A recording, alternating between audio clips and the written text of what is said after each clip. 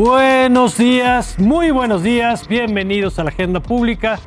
Yo soy Mario Campos y les saludo con mucho gusto en este domingo 15 de septiembre de 2024. En esta mañana en la que saludo a mi querida Maite Azuela, postcumpleañera, porque ayer estaba celebrando su cumpleaños. Querida Maite, muchas felicidades. Mario, pues muy contenta de que mi primer día de nuevo cumpleaños sea aquí contigo y con nuestros compañeros en la Agenda Pública. Que ahorita vamos a tener a Claudio Flores y a Claudia Aguilar con nosotros. Pero yo quisiera empezar, Maite, contigo, si te parece bien. Y un poco la pregunta que te decía ahorita antes de arrancar el programa es ¿qué pasó esta semana? Obviamente la nota que todo el mundo conoce, que se aprobó la reforma judicial, pasó la aduana del Senado, que era la que estaba pendiente, consiguieron los votos en estas presiones que denunció la oposición, tanto del senador Yunes, padre e hijo, pero que le da a Morena ya la mayoría calificada, si es que se mantienen, como suponemos que se va a mantener ya en ese bloque, y eso nos encamina ya a la aprobación de nuevas reformas en lo que resta de septiembre y en lo que viene los siguientes 3 años por lo menos, que es cuando se mantiene esta Cámara de Diputados. Ya sabemos que el Senado se mantiene por 6 años, los diputados por 3 años. ¿Y qué cambió, digamos, en términos de correlación política con esto que acaba de pasar esta semana? Pues yo creo que más que cambiar, se definió con más determinación cuál va a ser el rumbo de las alianzas entre los políticos, por un lado, y del poco parámetro de movimiento que tiene la ciudadanía, que tiene el empresariado, que tienen los medios de comunicación, que tienen los pocos contrapesos que están quedando, Mario. Creo que hay que leerlo tal cual, porque a veces somos cortoplacistas y creemos que estos cambios se dieron justamente y solamente en este sexenio. De acuerdo. Y yo creo que es nuestra obligación revisar hacia atrás, porque lo que sucedió esta semana es en buena medida producto de la impunidad que han permitido todos los partidos políticos, que permee incluso para la determinación de quiénes van a entrar como cuadros predominantes y prioritarios y con los que sabíamos, porque este sexenio lo había aprobado, que iba a ser difícil detener este tipo de negociaciones, de presiones, de extorsiones. Ahorita entramos. Sí, pero ahí. Claro, tiene que ver con quiénes llegan. Entonces, ¿qué cambió? Híjole, yo creo que la correlación de fuerzas un poco, pero no la forma en la que había una enorme tolerancia a ciertos perfiles que le hacían daño al país hasta que le hicieron daño a su partido y a su propuesta política. Entonces, lo que vemos ahora es más bien que se homologó esa tolerancia a la corrupción, esa tolerancia a la negociación, se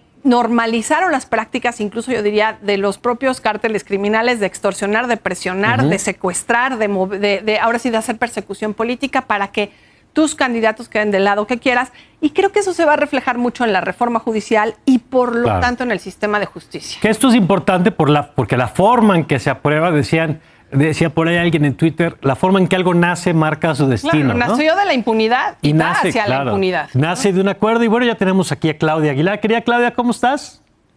Hola Mario, qué gusto saludarte, a ti también, Claudio. Igualmente.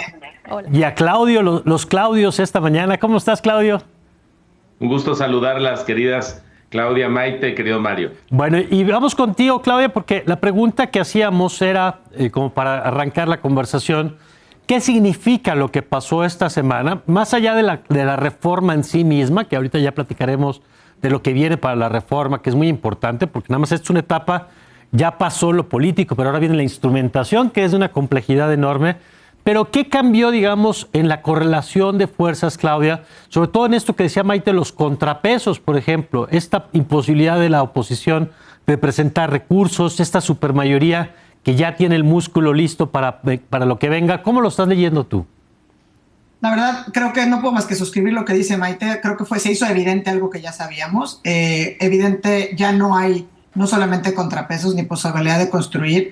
Fue algo que ya todos sabíamos, pero se hizo muy palpable, ¿no? Me parece como que la absoluta degradación de todo lo que es la clase política, con independencia del partido al cual pertenecían o se adscribían, la fórmula con la cual llegaron, en la cual se sentaron y en la cual van a asumir. Desde luego que esto desaparece cualquier tipo, por lo menos, de contrapeso en el entendimiento tradicional, sobre todo para la acción y contraacción o activación de mecanismos de defensa. Lo dijiste muy bien, por ejemplo, los jurisdiccionales, nos podemos olvidar de las acciones de inconstitucionalidad que requieren el 33%, digamos, de las fuerzas o minoritariamente representadas para poder ser activadas. Esto con independencia de que, pues, de todas maneras, poco posibilidad tendrían con un poder judicial cooptado.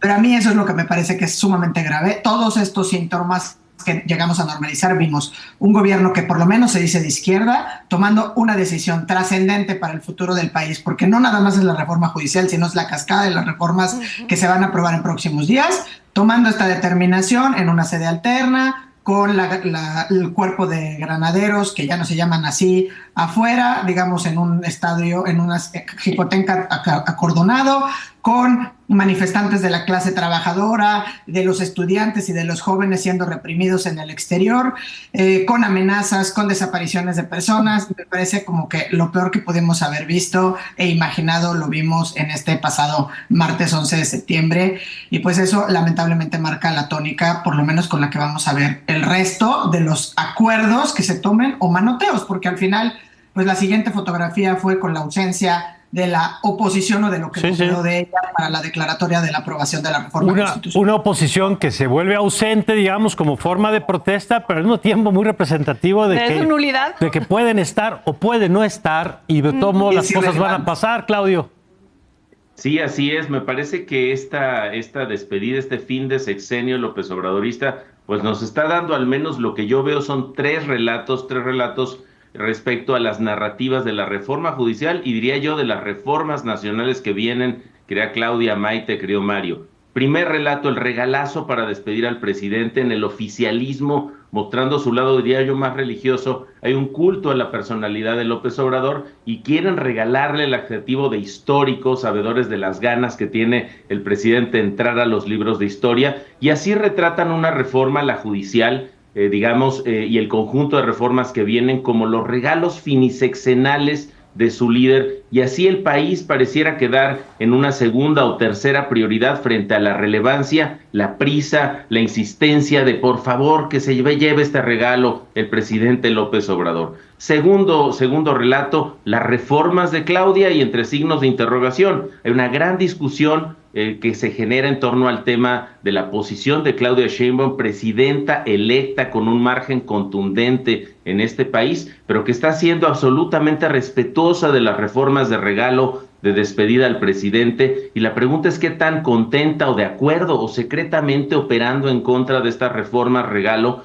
para quienes piensan que el mágico poder de la banda presidencial despertará a esa Claudia autónoma con agenda propia, que valora el conocimiento científico, que entienda el regalo de despedida de Andrés Manuel López Obrador como una bomba contra la estabilidad del país y contra el inicio de su propio sexenio. La pregunta es si quienes piensan así se van a quedar esperando o no. Y el tercer relato, la polarización y división entre la ciudadanía mexicana, impulsada sistemáticamente por López Obrador, se repite con la reforma, diría yo, entre quienes saben lo que significa un proyecto autoritario, militarista, de concentración de poder, y quienes creen que es una mejora legítima para que busca, digamos, arreglar los problemas de justicia graves que vivimos en nuestro país. En este México dividido, Mario, Maite, Claudia, y confrontado, diría yo, es la gran herencia de López Obrador, y veremos si Claudia Sheinbaum también piensa ejecutar y seguir y darle continuidad a este segundo piso, diríamos, de la polarización. La pregunta entonces será si ella también buscará, digamos, gobernar solo para quienes piensen como ella, para quienes votaron como ella, e ignorar o atacar a quienes no votaron por esta continuidad del López Obradorismo. Ahora, grandes preguntas, me parece, Mario. Fíjate, Claudia, Maite, qué interesante, porque en términos de capacidad de sacar adelante su agenda, pues lo que hemos dicho es que la lograron sacar, ¿no? Sí. Ya sea porque era por convicción o porque era el regalo, por lo que sea, lo lograron sacar. Así es. Pero hay como un divorcio entre la capacidad de sacar la agenda y la gobernabilidad. Exacto. Que hoy estamos como dando por sentado que lo importante es simplemente concentrar el poder formal en las instituciones, pero ¿qué está pasando fuera de las instituciones? Y entonces voy al tema de las protestas, digamos, de los trabajadores, lo que decía Claudia ahorita de los estudiantes, pero vemos también el entorno de violencia que hoy, 15 de septiembre, se tiene, por ejemplo, en lugares como Sinaloa, el tema de los desplazados en Chiapas. Es decir, hay un conjunto de temas, actores reales de poder, como el gobierno de Estados Unidos, que no quería la reforma. ¿Cómo ves esta cohabitación, digamos, entre tener el control para sacar la agenda de lo que quieras y luego otras cosas que sí están pasando en el país y que esas no se alinean tan fácil como apretarle a un senador para que se venga para acá? Ahí es donde veo que el reto es enorme, Mario, porque definitivamente pueden palomear y entregarle, me da la impresión al presidente, una caja muy bonita envuelta, pero que puede estar o vacía o llena de ciertos artefactos peligrosos. ¿Por qué? Porque la implementación de la reforma tiene muchísimos retos en términos de organización, ¿no? Sí. ¿Cuántos recursos se van a usar? El INE, ¿cómo lo vas a habilitar para que pueda llevar una reforma, para que pueda aplicar la elección en 9 meses? Tú decías, estas dos entidades que tenemos muy como en la mira, Chiapas y Sinaloa, sobre todo porque la gente en Culiacán está sitiada. Hablaba yo con un par de compañeros y me decían, no podemos salir de la casa hace 3 días, los niños no han ido a la escuela y el presidente sigue declarando que aquí no pasa nada. Cuando me decían, en el Walmart de a 2 cuadras hubo 8 muertos, ¿no? Entonces, estas cosas que se niegan, que se opacan. Hoy nos levantamos con la noticia, Claudio Mario, de que 29 entidades federativas no van a poder celebrar el grito de la independencia. En municipios, ¿no? Nos dice todo. Ahora imagínate en esos municipios cómo podrás implementar una elección de jueces con casi 10,000 cargos a definir. Me parece que es muy fácil decir, tengo ya el marco jurídico, lo tengo palomeado en la parte macro, ahora habrá que ver cómo se reglamenta, pero sobre todo hay que ver cómo se ejecuta y cómo se ejecuta en un contexto de criminalidad. En algunos sitios en donde hemos visto incluso cierta complicidad por parte de las autoridades. Y creo que pues, es un poco ingenuo pensar que y creo que lo revela muy bien cómo se operó para poder llevar a cabo esta reforma, con cómo se puede operar en el territorio, en municipios, para que el propio crimen organizado pues haga lo que hace normalmente. Pienso, Mario, como a ver cuáles han sido las prácticas comunes, la coacción y las amenazas, ¿no? El financiamiento ilícito, cómo van a hacer campañas, se los hemos preguntado a todos. Sí, que está prohibido que hagan campañas, pero entonces ¿cómo vas a saber? Claro. ¿Cómo vas a saber quién es quién? ¿Cuánto dinero les vas a dar? ¿De dónde va a venir ese dinero? Y es muy probable que en muchos sitios venga el crimen organizado. La compra de votos o la imposición de candidatos, ¿no? Es muy fácil para el crimen jalarle el cuello a alguien, decir tú no vas y aventarlo por acá y colocar al que sí quieres. Y eso lo vamos a empezar a ver. Y creo que eso también nos habla de una revisión hacia atrás, como que yo creo que en ambos casos me siento obligada a ver, ¿esto llegó a este sexenio o venía detrás? Y creo que venía detrás, sobre todo por esta necesidad, pienso en el ejército, en las Fuerzas Armadas, de tener una regulación que fuera menos amenazante para ellos y que les permitiera operar sin que se les acusara de violadores a derechos humanos. Pero me temo que la llevaron a tal extremo en donde colocar jueces a modo por parte de los partidos, permitir que el crimen organizado empiece a cobrar espacios, va a ser después mucho más difícil de contener. Vamos a hacer una pausa y ahora regresamos con esta parte que dice Maite, la puesta en marcha. Y vamos a regresar también con Claudia, que yo le quiero preguntar, porque se supone que hay un mandato de una autoridad judicial para que no se publique la reforma y pues creo que eso pues simplemente no está pasando. ¿Qué implica eso? Lo vamos a platicar regresando de la pausa. Ya volvemos.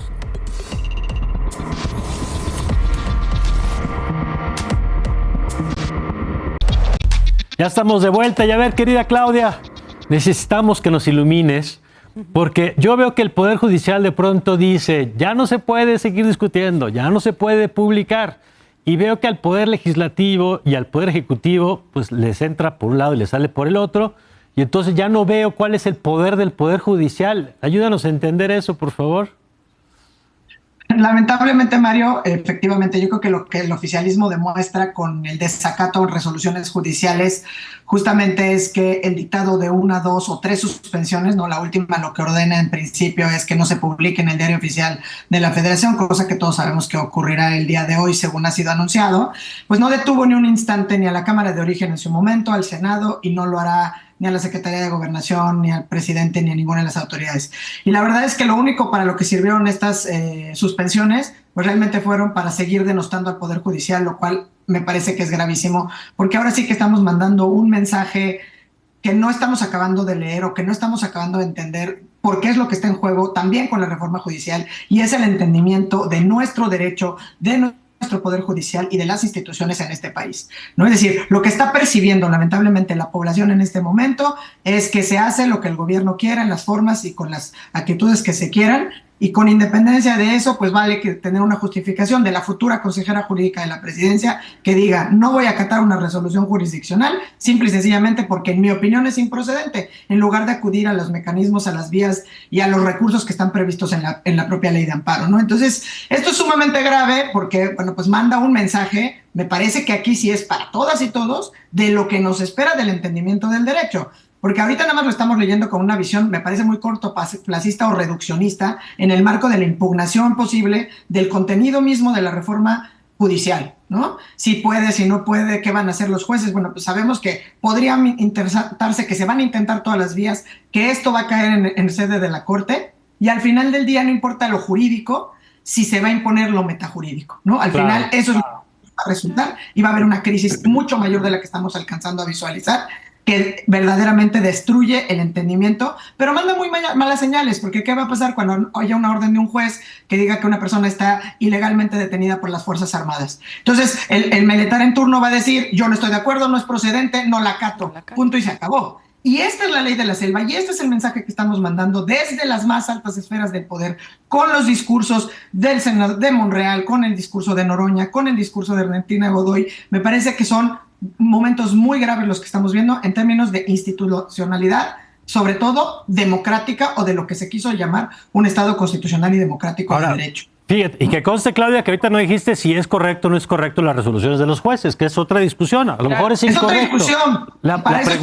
discusión. La pregunta es cómo se procesa y cómo se descarta si un juez está tomando una decisión. A lo mejor es incorrecta, pero el propio Poder Judicial tendría que corregir, o la propia institucionalidad, no nomás voltear a decir, no, pues no, como que no me enteré.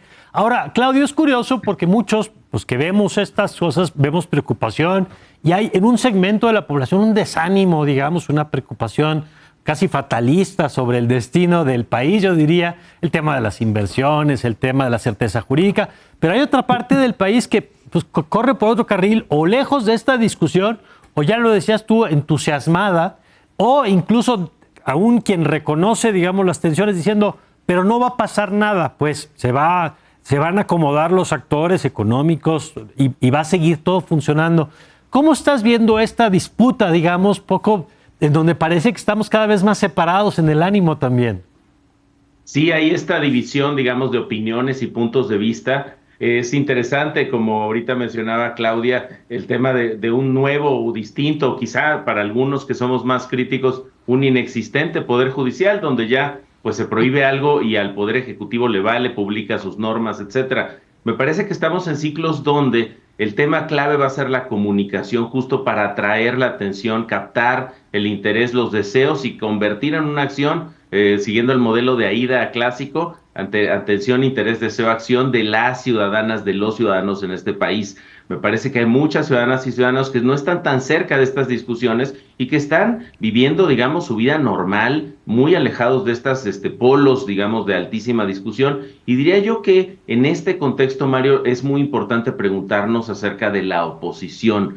¿Cómo va la oposición a recuperar su relevancia, su pertinencia, su peso político en un contexto donde además no tiene los votos suficientes ni siquiera para presentar una controversia constitucional? Y en ese sentido me parece que la oposición va a tener que reconstituirse, sobre todo comunicacionalmente. Estamos viendo un ciclo opositor crítico, ¿no? Lo vimos con este comportamiento que yo calificaría de indigno, corrupto, acomodaticio, convenenciero de actores políticos y su chapulineo. Hablo precisamente de estos 4 senadores del PRD, PAN, MC, que con su traición restan la escasísima reputación, diría yo, que tienen las políticas y los políticos en nuestro país, por lo cual todo será comunicación. Veremos entonces cómo si logra esta oposición, digamos, colocarse frente a un poder que parece estar sistemáticamente amenazando, amedrentando, encarcelando, comprando opositores para doblarlos, cooptarlos y ponerlos a su servicio. Esto me parece que también tiene un ángulo de discusión, no sé qué opinan Claudia, Maite, Mario, en términos de que ha habido más atención sobre las personas que se doblan o que son compradas o que son traicionan a su partido, y no tanto en este poder que ha tenido el acoso oficial en la oposición, hacia la oposición de senadores. Y aquí me preguntaría yo si vamos a acabar, digamos, con una fuerza política, digamos, oficialista, haciendo lo que criticaron por décadas, pues comportándose como gobiernos militares autoritarios, eliminando cualquier comportamiento democrático y responsable. Eso me parece que también es algo donde tenemos que poner la atención, orientado, digamos, a generar comunicación que sea atractiva para la ciudadanía. Oye, y ya casi se nos acaba el tiempo, Maite, pero me llama la atención, estamos a 15 de septiembre, en 15 días entra la presidenta electa. Así es. Y es increíble cómo el presidente del observador, como lo hizo todo el sexenio, no soltó el reflector. él sigue siendo el protagonista. Hoy la conversación, en cualquier otro sexenio estaríamos hablando hoy en este programa de los nombramientos que anunció en la semana, de las iniciativas que va a presentar, y nada de esto, digamos, es una transición muy atípica, entre otras cosas por el protagonismo del presidente saliente, que vaya escenario también para quien llega, ¿no? Sí, yo creo que, aunque parece por la formalidad de estos cambios institucionales que Claudia llega fortalecida, con una enorme mayoría en el Congreso, en el fondo creo que la deja muy debilitada frente a su propio gabinete, que lo tiene controlado en su mayoría el que va a ser el presidente saliente, Andrés Manuel López Obrador.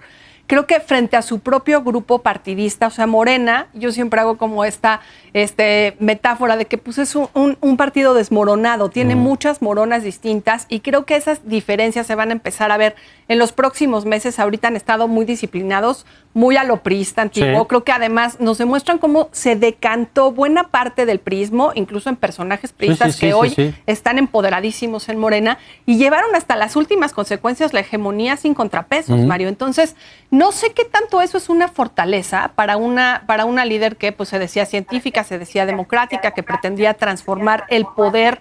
Incluso creo que la idea de tener a la primera mujer presidenta le representaba una responsabilidad brutal para ver qué cambios daba en su propia imagen y en su propia determinación.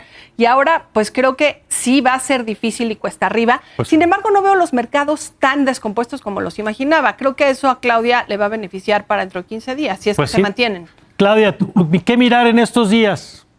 Híjole, yo la verdad también me sumo en ese grupo que está en esta preocupación, por no decir desolación absoluta, después de lo ocurrido esta semana. Creo que me mantuve con mucha energía de cara a que hubiera alguna poco de razón previo a esta reforma y las que están por venir, porque la verdad es que van a caer en cascada, y la judicial no es suficientemente grave como lo es la militar, como lo es la Guardia Nacional, como es toda. Esas dos de la mano me parece que son gravísimas, pero sobre todo que no hemos alcanzado a ver que estas reformas, esta estructura, lo que hace es afectar de manera muy relevante a las personas más desfavorecidas, digamos, a ese grupo de personas que tradicionalmente la 4T ha dicho por el bien todos, primero los pobres, y sin embargo lo que estamos haciendo justamente afecta de manera muy relevante primero a los pobres, y se nos olvida que la soberanía recae sin duda y originariamente en el pueblo, pero que el pueblo decidió que se ejercía esa soberanía a través de 3 poderes, y uno de esos 3 poderes acaba de ser borrado de un plumazo por determinación de los otros 2. Entonces creo que hay que repensarnos como país qué vamos a hacer a partir de hoy. Bueno, pues vamos a ver qué nos trae esta semana, querido Claudio. Eso, buena semana para todas y todos. Gracias, Claudio, como siempre. Claudia, siempre un gusto. Gracias, querida Maite. Gracias, Mario. Gracias, Claudia. Gracias. Nosotros vamos a una pausa. Vamos a regresar con Marta Lamas, con Mauricio Merino y Mauricio Mechulam, que están pasando cosas en el mundo también muy importantes. Créame que vale la pena ponerle atención. No solo hay que mirarnos al ombligo, hay que mirar lo que pasa desde otras partes. Ya volvemos.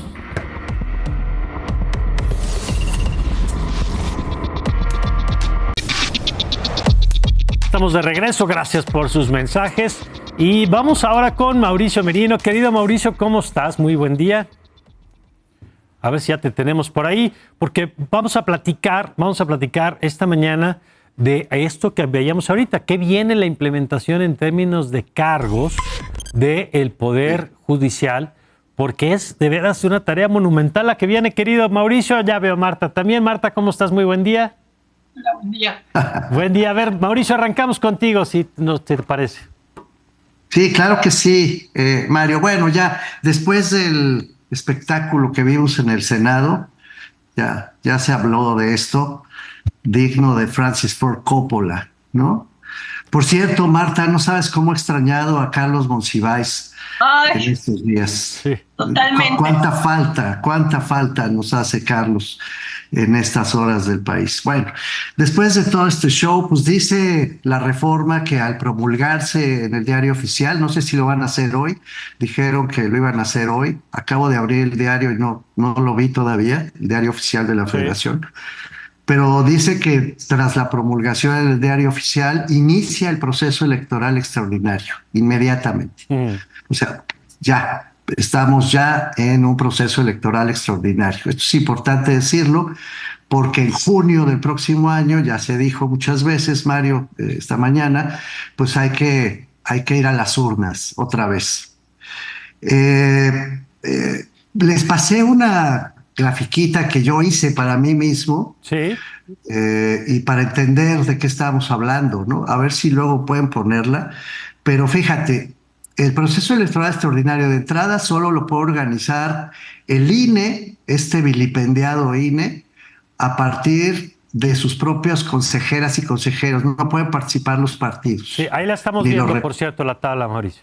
Ah, qué bueno que ya la están viendo. Sí, ahí la Bueno, estamos pues viendo. Muy bien. esto nos ahorra tiempo, porque mira nomás la friolera de cargos que tenemos que elegir entre el 2025, en 2025 junio viene un número importante, se van a registrar 1,481 cargos, según lo que dice la reforma.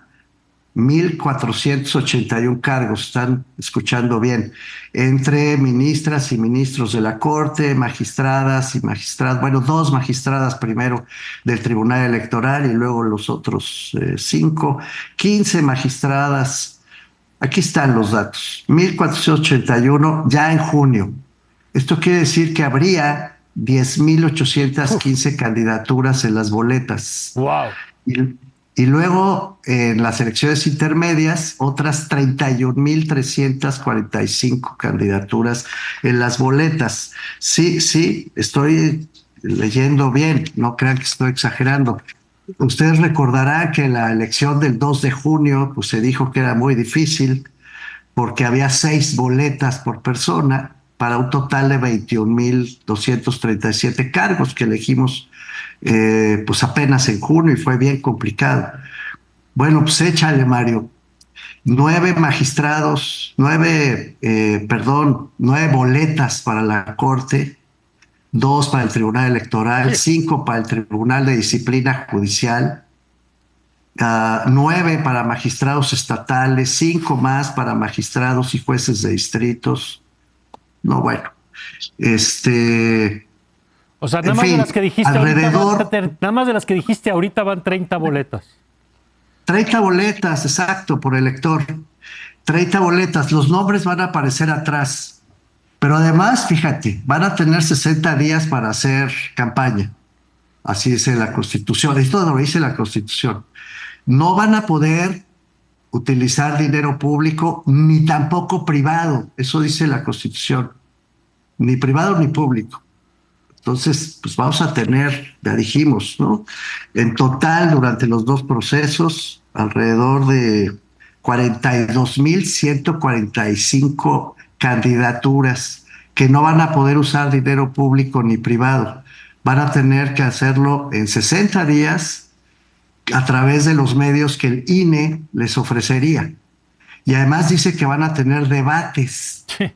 60 días vamos a ver debates entre más de 42,000 personas. Que no sé qué van a debatir los candidatos a jueces, pues, cuáles serían los términos del debate. No, yo creo que eso está bien. La cuestión es quién los va a entender. Yo preguntaría a la audiencia, ¿no? ¿Quién entiende la diferencia entre un juzgado de circuito, un juzgado de distrito, o qué hace un tribunal electoral, o cuál es la diferencia entre un tribunal local y un juez local? Está complicado, Mario. Pero además tienen 60 días, van a tener 60 días. Y el INE, pues ya, si se publica hoy, porque el presidente quiere que se publique hoy, porque pues, está bonito que se publique el 15 de septiembre, hoy, para poder dar el grito con alegría, y entonces empezaría mañana. No estoy bromeando. Si se publica hoy, empieza mañana el proceso electoral del que estoy hablando. Y nos vamos a esta elección, pues ya no sé cómo describirla, por eso echo tanto de menos a Carlos Monsiváis. Una elección, fíjate, Mario, además, vamos a tener o sea, salió carísima la elección del 2 de junio, muy, muy, muy cara. Pues esta vez van a ser 2, lo que sea, multiplícalo por 2, porque es en 25, en junio ya. Claro. Y luego en 27, junto, además, a las elecciones intermedias del 27. El 27 hay que renovar el poder legislativo completo y un montón de gubernaturas. Bueno, a eso súmale todos los cargos adicionales, alrededor de 31,347 personas candidatas. Digo alrededor, Mario, porque este es otro dato interesante. Los cálculos que yo aquí estoy presentando a tu audiencia los hice sobre la base del Censo Nacional de Justicia Federal y Censo Nacional de Justicia Estatal que tiene el INEGI, porque la cosa es bien compleja. Entonces son los únicos datos oficiales que están publicados hoy, estos censos del INEGI, que cuentan hasta el 2022. Entonces hay que contar cuántos jueces y cuántos magistrados hay realmente en este momento. Y luego pues arranca todo este proceso de candidaturas. Vaya. Ahora, si usted quiere ser juez, déjame hacer publicidad, Sí. Mario. Y usted, no te hablo a ti, Marta, ¿ok? ¿Es usted abogada o abogado? Sacó 8 de promedio, tiene 5 vecinas o vecinos que la quieren y le respetan, puede escribir un ensayo de 3 cuartillas, ya estuvo, inscríbase.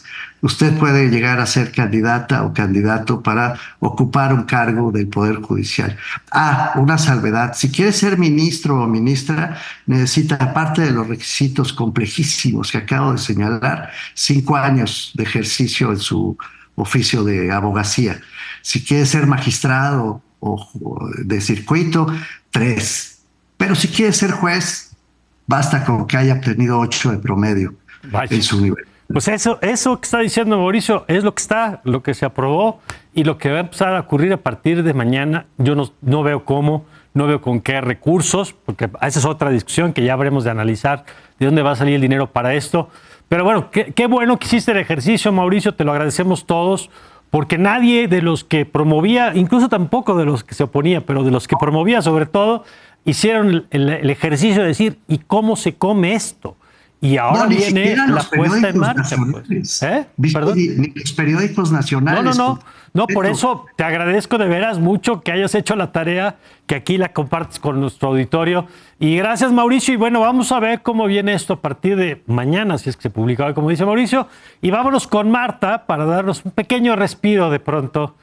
Bueno, ni tanto, porque vamos a tocar del otro lado de la frontera y de regreso. A ver, Marta, ¿qué nos traes? Buen día. Bueno, buen día. Antes voy a retomar a Carlos Monsiváis. El Fondo de Cultura había sacado hace unos años una tarjetita con la que te daban, era como un vale, ¿no? Y le habían tomado una frase de Monsiváis que creo que la podemos asumir ahora, que es: o yo no entiendo lo que está pasando o ya pasó lo que estaba entendiendo.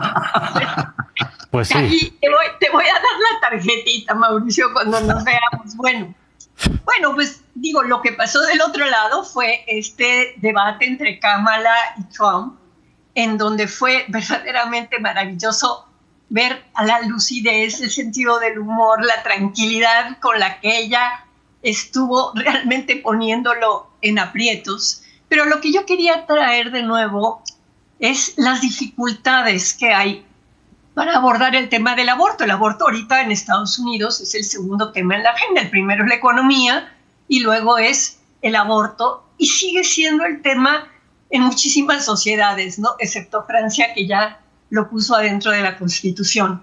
Pero yo pensaba en México, que no hay muy clara conciencia de que en este sexenio, con todas las dificultades y vueltas que haya tenido, pero desde la primer legalización, que fue en la Ciudad de México en el 2017, a partir del 2019 en Oaxaca, y ahora en las últimas 5 entidades federativas, las tengo aquí apuntadas: Jalisco, Puebla, Nayarit, Zacatecas y Yucatán, ya tenemos 17 entidades federativas en donde el derecho a la interrupción legal del embarazo es una realidad. Tenemos evidentemente el conflicto que señaló este analista maravilloso, Lawrence Tribe, un libro que se tradujo en el Fondo de Cultura, que se llama El aborto, guerra de absolutos, y que lo que plantea es que como son dos visiones absolutamente contrapuestas, nunca nos vamos a poner de acuerdo, y que lo que hay que encontrar es el marco democrático que permita que las personas puedan tomar decisiones sobre su cuerpo, ¿no?, que no afectan a las terceras personas, ¿no? Es decir, las personas convencidas que todo aborto es un asesinato, seguirán aferradas a sus convicciones, pero la ley lo que tiene que hacer es regular que las mujeres que quedan embarazadas sin desearlo y que no quieren asumir esa carga puedan interrumpir de una manera que no ponga en riesgo ni su salud ni su vida. Y yo veía que en la discusión, lo que ha pasado después del debate en Estados Unidos es como los grupos llamados pro vida, que allá los llaman más correctamente antiderechos, porque aquí de lo que se trata es de un derecho, ¿no? Las cosas que han empezado a jalar. Y una de ellas es una resolución que hizo el ahora candidato de fórmula, el gobernador de Minnesota, Tim Walz, ¿no? Que es un encanto, y él hizo una enmienda en su estado para aquellos casos en donde una criatura que nace, pero que nace con una discapacidad brutal y que se sabe que va a morir en 2 o 3 días, como por ejemplo cuando se nace anencefálico sin cerebro, cosas muy, muy graves, ¿no? Antes los médicos estaban obligados a darle servicios médicos y mantenerlo en vida hasta el último momento. Y con la enmienda que hizo Walz, lo que se permitía era que el médico tomara la decisión de eutanasia, de cuidado paliativo y de no prolongar el sufrimiento. Y como ahora en la discusión del aborto, lo que se está también manejando es la discusión sobre la eutanasia, que en última instancia son las 2 puntas de quién toma la decisión sobre una vida, ¿no? Claro. Es muy interesante. Realmente fue una delicia ver ese debate. Yo pocas veces me he reído tanto con la cara que tenía Kamala, ¿no? Así como diciendo... Sí, sí. Y los chistes que han estado saliendo ahora de cantantes y de jovencitos, ¿no? Que han puesto a Trump cantando una canción sobre los gatitos y los perros. Que gigantes, ¿no? Fitness se llama el personaje. Sí, ¿verdad? Sí, sí. Yo creo que de veras estamos en un cambio de época en donde la discusión de la religión y la ciencia nos vuelve a centrar en este tema de lo importante que es la laicidad para ciertas resoluciones íntegras. Muy bien, pues Marta, muchas gracias como siempre. Gracias a ustedes. Gracias, Mauricio. Gracias a ustedes. Gracias. Nosotros vamos a una pausa y ya está aquí en el estudio, listo para platicar con usted, Mauricio Meshulam. Ya volvemos.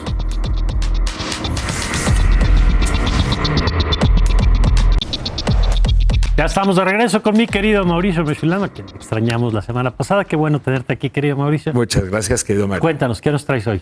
Bueno, el tema de Ucrania, específicamente la posibilidad de que Estados Unidos, Reino Unido y otros países miembros de la OTAN concedan la autorización para que Ucrania utilice misiles de mediano alcance para bombardear más adentro de territorio ruso. Déjenme ponerlo en claro.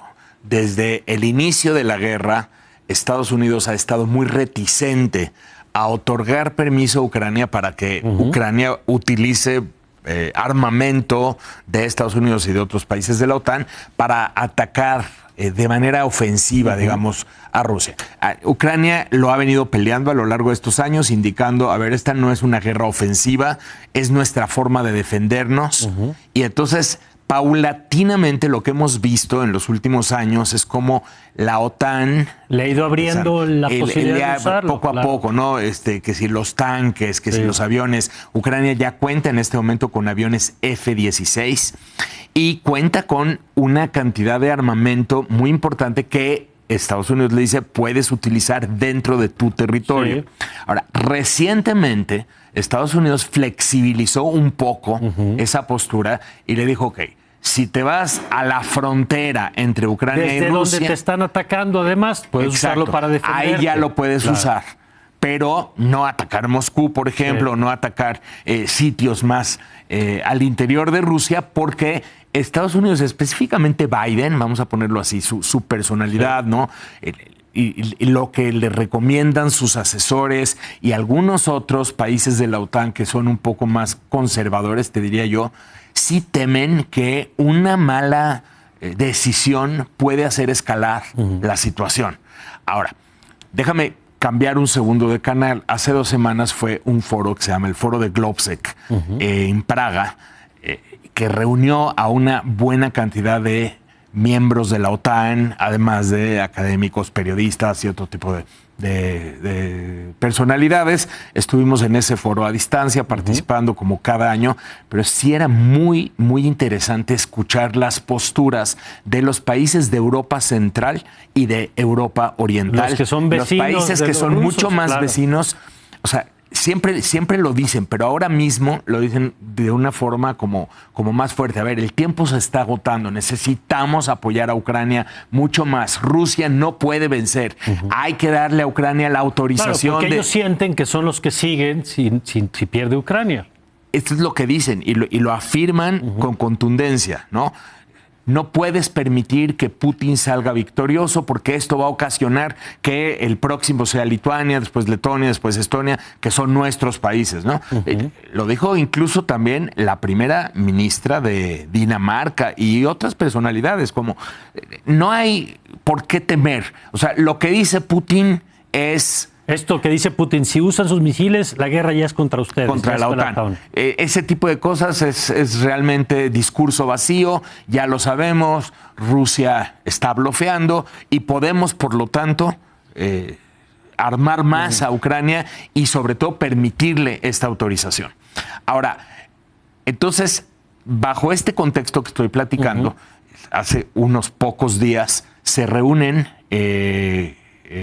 Estados Unidos y Reino Unido y dialogan acerca de la posibilidad de ahora sí empezar a autorizar a Ucrania a utilizar este armamento. Inmediatamente responde Putin, básicamente de manera automática, amenazando a la OTAN, indicando que la OTAN estaría directamente en guerra con Rusia si se atreve a hacer eso.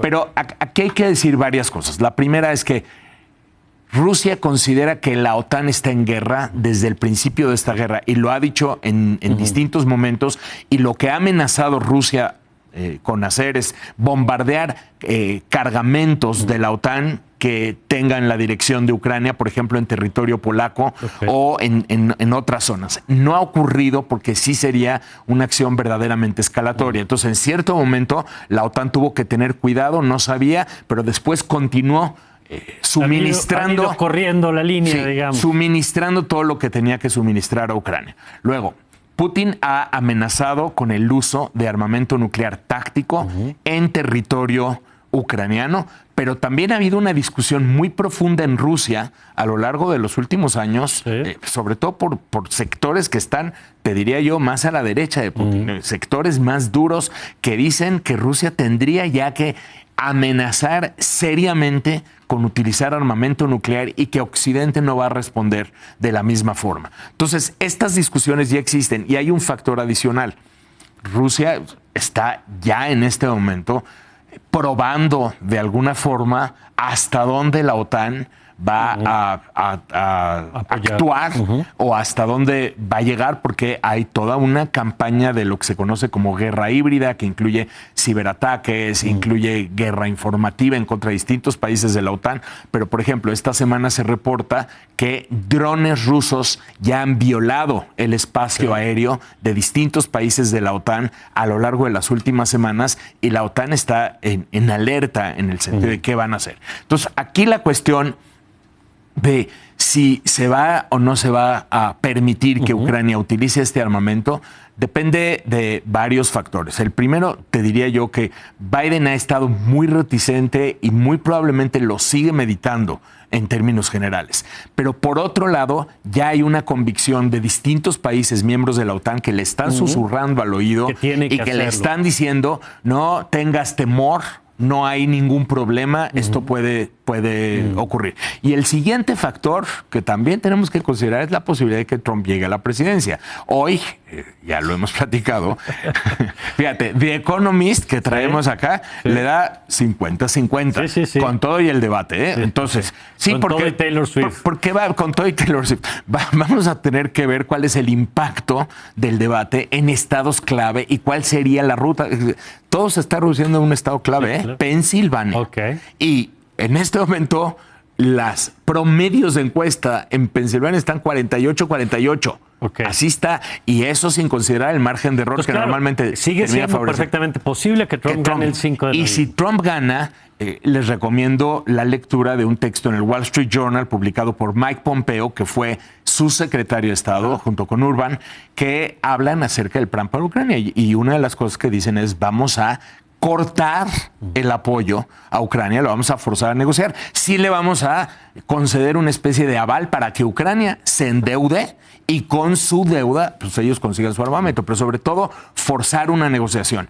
Sí estamos previendo que si gana Trump va a haber todo un impulso por intentar negociar un acuerdo con Rusia. Lo que dice Trump, no nos pueden llevar a la Tercera Guerra Mundial, yo voy a impedir que lleguemos a la Tercera Guerra Mundial. Para que vea cómo la elección de Estados Unidos nos juega a todos, ¿no? Nos juega a todos. Juega a todo el mundo. Ahí por eso es importante seguir siempre temas como los que nos trae aquí Mauricio Mechulam, porque aunque parezcan distantes, a todos nos involucran. Gracias, querido Mauricio. Muchísimas gracias, querido Mario. Gran tema el que nos dejaste en la mesa. Seguimos platicando. Gracias. Nosotros nos tenemos que ir, pero se queda usted con toda nuestra programación, ya lo sabe. Le invito a que nos acompañe el próximo domingo, que habrá mucho que platicar. Ya ve que son días muy moviditos, así que le esperamos en punto de las 11 de la mañana. Yo soy Mario Campos, le deseo un feliz grito y que tenga usted una magnífica semana.